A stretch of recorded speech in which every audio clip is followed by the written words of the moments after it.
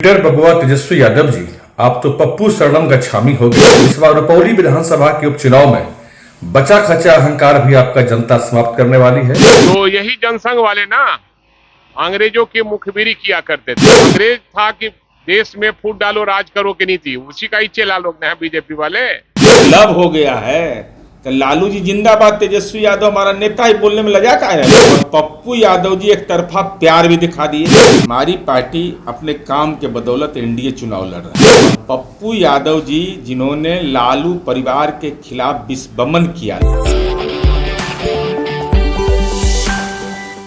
कहा जा रहा है बहुत कीन कंटेस्टेंट शंकर सिंह के आने से निश्चित तौर पर कह सकते हैं कि कहा जा रहा है कि एनडीए के प्रत्याशी की स्थिति बहुत अच्छी नहीं है, अच्छी नहीं है और कीन कंटेस्ट है। पप्पू यादव ने महागठबंधन के उम्मीदवार बीमा भारती को समर्थन कर दिया है। पार्टी किस तरह इस पूरे मामले को मैनेज कर रही है? देखिए, हमारी पार्टी अपने काम के बदौलत एनडीए चुनाव लड़ रहा है और पप्पू यादव जी जिन्होंने लालू परिवार के खिलाफ विस्फमन किया लोकसभा चुनाव में, तेजस्वी यादव बीमा भारती अति पिछड़ा होने के कारण वोट को ट्रांसफर नहीं करवा पाए, राजनीतिक रूप से जलील कर दिया।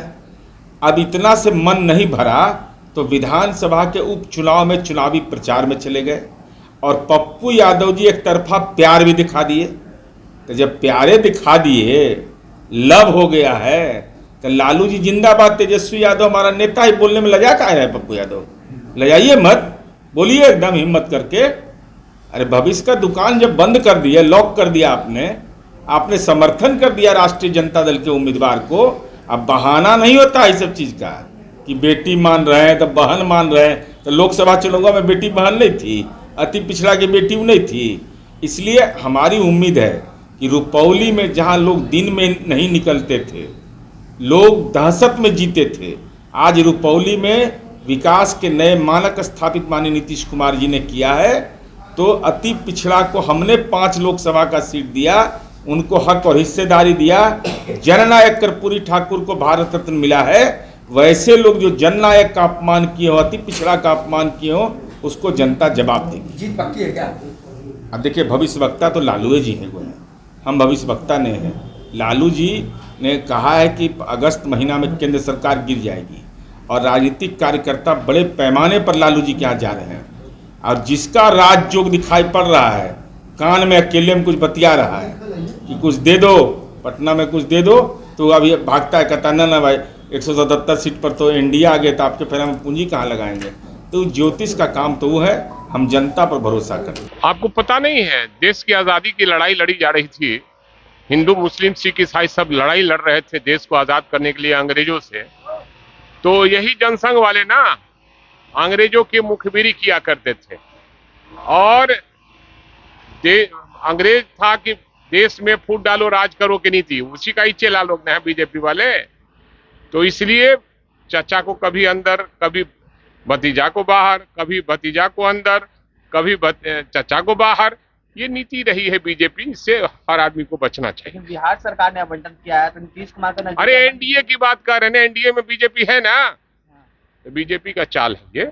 रुपौली बाई इलेक्शन हुआ है, ये हम लोग चुनाव जीत रहे हैं, वहां महागठबंधन और इंडिया गठबंधन के उम्मीदवार बीमा भारती बहुत वोटों से चुनाव जीत रहे हैं। एनडीए के बड़े बड़े नेता वहाँ। अरे बड़े नेता का वैल्यू है वहाँ।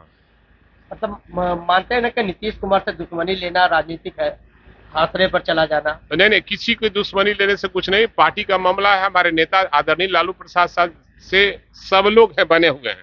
आज नीतीश कुमार भी बने हुए हैं, तो लालू यादव ही चुनाव जिताए थे 50 सीट। जिस तरह से चिराग पासवान नीतीश कुमार के खिलाफ 2020 का विधानसभा चुनाव लड़ा, तो चाचा उससे कोई फर्क नहीं पड़ने वाला है। जनता है, पब्लिक है, सब जानती है और लोग महागठबंधन को चाह रही है सरकार। आने वाले दिनों में तेजस्वी यादव मुख्यमंत्री हुए, नौजवानों को नौकरी देंगे। ट्विटर बबुआ तेजस्वी यादव जी, आप तो पप्पू शरणम गच्छामी हो गए।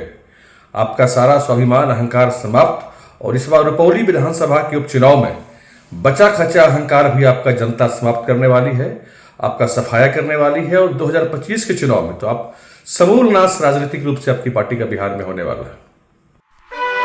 गांव हो या शहर या सत्ता की लहर या छीना जा रहा हो अधिकार, आपकी आवाज बन रहा बिहार जोहार।